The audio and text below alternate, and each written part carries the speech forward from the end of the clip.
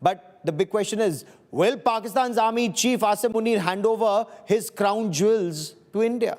Joining me on India First is Tilak Devashar, former member of the National Security Advisory Board. He's an author of multiple books on Pakistan and was Special Secretary in RAW. General Satish Dua, former Kashmir Corps Commander, former Chief of Integrated Defence Staff, and Dr. Shalini Chawla is a Distinguished Fellow at the Centre for Air Pass Studies. And Mr. Tilak Devashar, if I could, Hafiz Saeed and Masood Azhar, they are actually Nishane Pakistan. I mean, they symbolize Pakistan. They're the pride of Pakistan Army.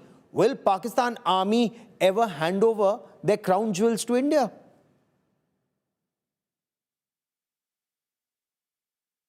So I think you're on mute. Request you to unmute yourself. Go on, sir. I'm so sorry. Thank you for having me on the show, and a good evening to my fellow panelists. The short answer to your question is certainly no. And I'll just draw your attention to a function that was held 2 days ago, in which the terrorists of Pakistan, including the deputy leader of the Lashkar and the Speaker of the Punjab Assembly, were in full display addressing, spewing venom against India. If the Pakistan Army allows a function like that to take place openly, so soon after Operation Sindoor, you can well imagine what their attitude, the brazenness with which this was on display. So you can imagine what their reaction will be about handing over Hafiz Saeed and Masood Azhar. And in fact, the statement that Prime Minister Shehbaz Sharif made, you could see from his body language that he himself was not convinced of what he was saying or talking about peace to India. The broken voice, the almost crying tone, as if he was being forced to say that. So they are not serious at all. You cannot trust Pakistan. You cannot trust any proposal coming out of Pakistan. And India has made it very clear that we'll talk on water when you stop terrorism. And if a conversation is to be held, it will only going to be on POK and on terrorism. And the defense minister has now further clarified that we can talk to you on terrorism, provided you hand over these two masterminds to us. I don't see this going anywhere because Pakistan is not serious. Okay, General Dua, there's an old saying in Hindi, na Norman tel hoga, na Radha nachegi. So is this an impossible condition for Pakistan to meet? And there will be no forward movement. Of course, it's impossible from the Pakistani perspective. You and I as Indians, it's the most basic thing we would expect from a civilized neighbor to hand over terrorists on their soil. But from the Pakistani perspective, it's almost as if Rajnath Singh has asked for both General Asim Munir's kidneys. I think the Defense Minister, Mr. Rajnath Singh, has made a very valid and a pertinent point, because we said Indus Water Treaty is suspended until Pakistan abjures violence, terrorist violence. So where does that leave them? So if they want water, they have to talk to us with some proof moving forward, moving ahead with the issue of terrorist violence. Now, you see, we have seen that in Pakistan, these terrorists are not non-state actors. They are actually instruments of state policy. And the only other thing I'll say is that these terrorist leaders, not only they have the state security, they actually have state honors nowadays. The event that Tilak mentioned, and also the fact that on the funeral of some of the top leaders and relatives of Masood Azhar, the Pakistan Army brass, the chief, everyone was there. So under these conditions, I think it's a very pertinent point being made. I don't know about what, obviously it won't happen like Tilak says, but we have made our bid. If they really want to prove their stand, if they want to show that they are sincere about letting off terrorism as a state policy, they will have to show something. They'll have to wear a sincerity on their sleeve. Dr. Chawla, Prime Minister Narendra Modi made it very clear that India does not distinguish between state and non-state actors, and especially after the funeral at Bahawalpur and Muridke, and the pictures that you're seeing on your television screen of Talha Saeed, a designated terrorist, Hafiz Abdul Rauf, again a designated terrorist, and political leaders in Pakistan, including the Speaker of the Punjab Provincial Assembly, hugging, sitting together, and we're playing out all those pictures. We'll also play out those funeral pictures. Pakistan Army generals in uniform being there, laying a wreath and being a part of the Namaz-e-Janaza. But in your appreciation, if Pakistan were to even think about handing over Masood Azhar and Hafiz Saeed, wouldn't there be civil war in Pakistan's Punjab province? Or as many say, these terrorists are the state in Pakistan. Thank you, Gaurav. They are the state in Pakistan. Yes, you can say that they are an extension of the Pakistan military, very much part of the state apparatus, where they not only have been conducting terrorism, but also have been fighting elections. They have been given, they are thriving in the mainland of Pakistan. And obviously, they have this big facade of running the social work, which obviously generates a lot of income for them also in the form of donations. So yes, they do have the public support. And what Mr. Deveshir talked about, the celebrations yesterday. So Mr. PM Modi has very clearly said that we will evaluate Pakistan's behavior. And where is that behavior when we have these visuals of these cremations where DG ISPR is reiterating Hafiz Saeed's words on water? So there is very much this, very strong linkage where I don't see Pakistan going against this at all. And if we have to learn our lessons, we should see it. Pakistan, while fighting the war on terror and taken $32 billion of aid from United States, still had Osama bin Laden in the mainland. So I don't think, we need to really think about it, that will Pakistan do it or not? I don't think that's going to change with Pakistan. For those who are naive, you're absolutely right, ma'am. But for those who are naive and those who believe in Aman ki Asha with Pakistan, and I'm surprised they do, because Pakistan only believes in killing us. Mr. Deveshir, how important are terrorists like Hafiz Saeed and Masood Azhar for the Pakistani state? Now, in the terroristan, Pakistan shouldn't be called anything else. In the terroristan warrant of precedence, do they come before or after Asim Munir?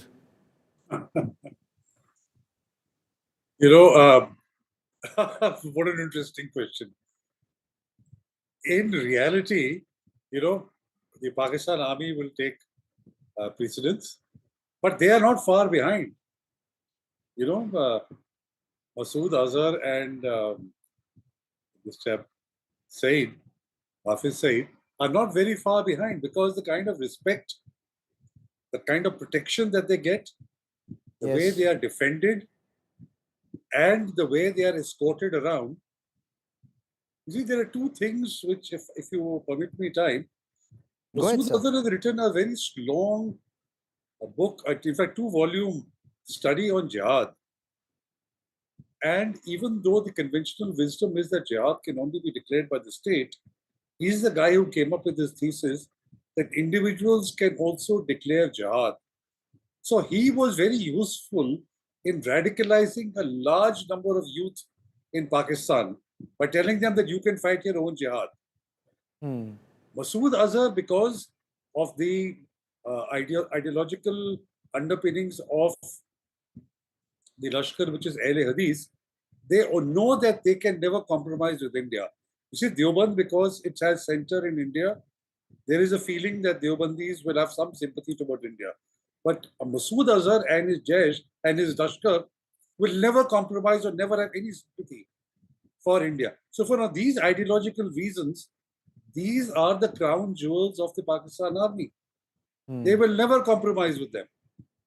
They will never allow India anywhere near these guys, and there's no question of their handing over. So in terms of precedence, they may come just after Asim Munir, but they are extremely important for the Pakistan Army.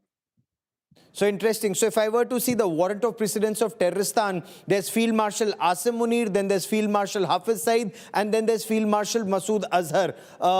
Because generals may come and go, General Dua. Generals, of course, in Pakistan, some go only after there's a box of exploding mangoes in the aircraft. But in other instances, they want to stay on as long as they can. But generals may come and go. Field Marshal Hafiz Saeed stays forever. He's almost like Station Commander Lahore. And Masood Azhar is like Station Commander of Bahawalpur. Yes, you are right to say what you said. Let me try and put it in another way. The importance of these terrorist leaders that we're discussing today and the vis-a-vis military. When we talk about the Pakistan deep state, who are we talking about? I think what we are talking about is the military, the top terrorist leaders, and sup- surprisingly, I don't think it is the clergy which is anywhere in the deep state. Um, it is the criminals. There is a big mafia of drugs that controls the drug business, and Dawood Ibrahim is one of them, and there are many others. So I think when you talk about the deep state that actually runs the affairs and actually decides what's to be done and what's not to be done, the political veneer is it's a very thinly veiled political veneer. That deep state consists of the military, the terrorist, and the criminal underworld nexus. And that is the real Pakistan. Everybody else is incidental. Everybody else really doesn't matter, Dr. Chawla. Right now, we are told Pakistan is on edge. Those are reports that are emerging even in media and social media in Pakistan. Mock drills have been announced in India once again, and Pakistan fears additional strikes. But let me play the devil's advocate. Knowing Pakistan's desperation, will they seek to strike India once again through these terrorists, Hafiz Saeed and Masood Azhar, like they have, incidentally, in the past, even when tensions between the two countries were very high? I think they definitely would seek to. The timing, I'm not saying it would happen now, because I think sometime we would see to pass by. But definitely Pakistan would want to kind of reestablish that whole domain that yes, we will conduct the terrorist strike. And the fact that we have managed to dismantle a large infrastructure of terrorists. So definitely will be for the sake of appeasement of these militant leaders also, which you have been talking about. But let me add just a very small point here, Gaurav, to the point about terrorism and will it go or not. I think for Pakistan, the use of terror is very important, whether it is India, Afghanistan, or it is within. You have not seen a single issue which has been resolved within Pakistan peacefully. See how they treat the Baluch, see how they treat the Pathan. So it is use of terror basically is something which is very ingrained in the state policy, and I don't see that moving away, even if if they are on the edge in terms of their military or economy. So yes, they would be thinking, but not, I don't see it happening very soon. Okay, because Mr. Deveshwar, I want to take your mind back to Operation Parakam and the, after Parliament attack, Pakistan that time feared that Indian army may strike, and we are told, and General Vij will join us in just a moment, we are told that the army at least twice was on the verge of going inside and punishing Pakistan. But in midst of all of this, Pakistani terrorists attacked the Kaluchak military station, where they massacred over 30 Indian families, including young toddlers and military families. Army officers and Jawans' children were killed during Kaluchak military station attack.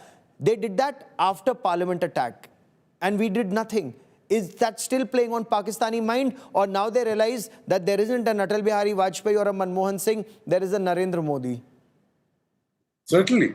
I think they have realized ever since 2016, when we responded to the Uri attack by a surgical strike, they realized that this is a different India. This is an India that has the political will to punish terrorism. And it has the political will to ignore the Pakistan's nuclear bluff. We've done it when we did it in Balakot, And now Yes. we've done it decisively. That forget your nuclear weapons, we're not going to be phased by them. And we will hit you where it hurts you most. I mean, the air bases that have been taken off, which housed strategic assets and strategic ammunition, has been taken out.